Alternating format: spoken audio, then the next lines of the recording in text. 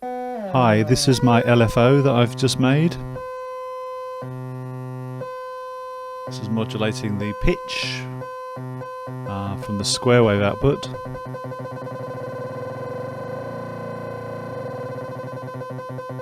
So it allows you to modulate over quite a large range.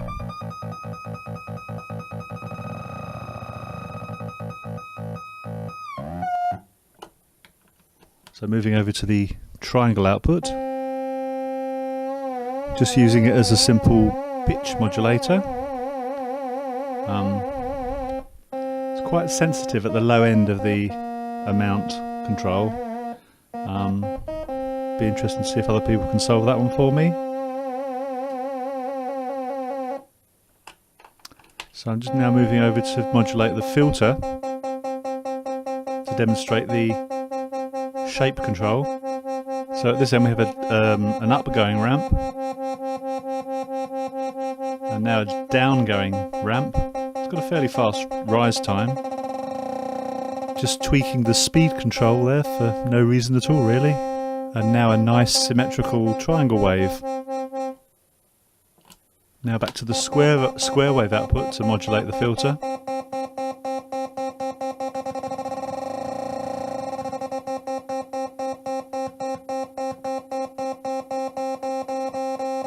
Now showing that you can change the duty cycle of the square wave using the shape control. This is better demonstrated using pitch modulation.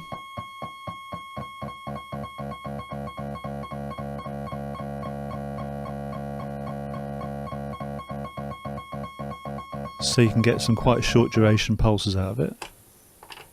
Now I'm going to modulate the pulse width using the triangle output.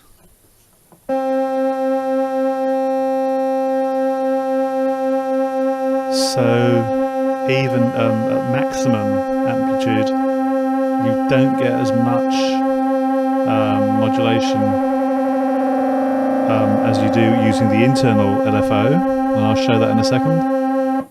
So we're going to now change over to the internal LFO to modulate the pulse width. Now you can get quite a lot of modulation using the internal LFO. And rather less when you use my box.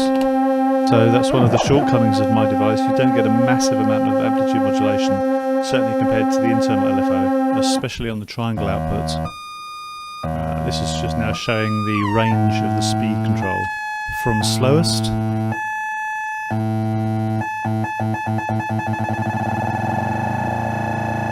and that's maximum. Now we'll have a quick look at the internal construction. There you go. Loads of room in there. I could have used the box a fraction of the size, but it's obviously easier to work and solder on a large board inside a large box, and it also allows room to make any sort of further changes to the circuit. So for instance, at some point I'll probably need to increase the output, and there's a few ways I could do that. So this is the circuit which was recommended by some kind folk on the Facebook microbrute page, and I pretty much kept to this. I did change the speed potentiometer from a linear to a logarithmic type, which just suits me a bit better, but the linear worked fine too. I did put a couple of 47k logarithmic potentiometers on the outputs, and this is what it looks like laid out on the Vera board. Probably a bit amateurish, but it seemed to work fine for me first time, so I'm pretty happy with that. So yeah, some future date I might need to increase the output by perhaps feeding some of it back into the spare inputs on the op amps. I might never get around to doing that, we'll see.